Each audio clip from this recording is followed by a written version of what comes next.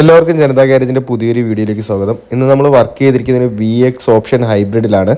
ഒരു black colour വണ്ടിയായിരുന്നു. നമ്മൾ അത്യാവശ്യം നല്ല രീതിയിലുള്ള മോഡിഫിക്കേഷൻ ഇതിനകത്ത് ചെയ്തിട്ടുണ്ട്. കുറച്ച് നല്ല ക്ലീൻ ആയിട്ട് നിൽക്കുന്ന ലുക്കാണ് ഇതിൽ വന്നിരിക്കുന്നത്. പ്രധാനമായിട്ട് ചെയ്തിരിക്കുന്ന മാറ്റങ്ങൾ പറയാം. പ്രധാനമായിട്ട് ഒരു GR ഗ്രില്ല് ആഡ് ചെയ്തിട്ടുണ്ട്. ഹൈക്രോസിൽ മിക്കവാറും 90% വണ്ടികളിൽ നമ്മൾ ചേഞ്ച് ചെയ്യുന്ന ഒരു ഐറ്റമാണ് ഈ GR ഗ്രില്ല്.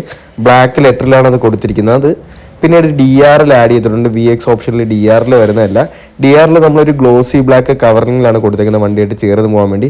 അതേപോലെ ഒരു ഫോഗ് ലാമ്പ് ആഡ് ചെയ്തിട്ടുണ്ട്. ട്രൈ കളർ ഫോഗ് ലാമ്പാണ്. ഹൈക്രോസിന് വെട്ടം വളരെ കുറവായതുകൊണ്ട് യെല്ലോ, വൈറ്റ്, വാം ഈ 3 കളറും വരുന്ന ട്രൈ കളർ ഫോഗ് ലാമ്പാണ് ആഡ് ചെയ്തിരിക്കുന്നത്.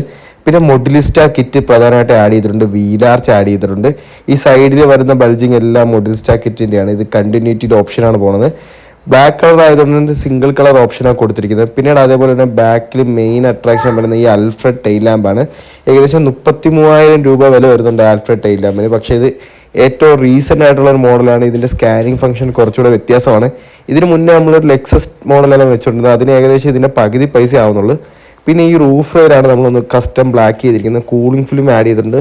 ഫ്രണ്ട് ഗ്ലാസ്സിലും സൈഡ് ഗ്ലാസ്സിലും കൂളിംഗ് ഫിലിം ആഡ് ചെയ്തിട്ടുണ്ട്. എല്ലാം കൂടെ ചേരുമ്പോഴാണ് ഈ കറക്റ്റ് ഒരു ബ്ലാക്ക് ഭംഗി കിട്ടുന്നത്. കാലിപ്പർ നമ്മൾ അതേപോലെ റെഡ് പെയിൻറ് ചെയ്തിട്ടുണ്ട്. അലോയ്സ് നമ്മളിനി പിന്നെ ടയർ ഒന്ന് അപ്ഡേറ്റ് ചെയ്തിട്ട് പെയിൻറ് ചെയ്യാനുള്ള പ്ലാനിലാണ്.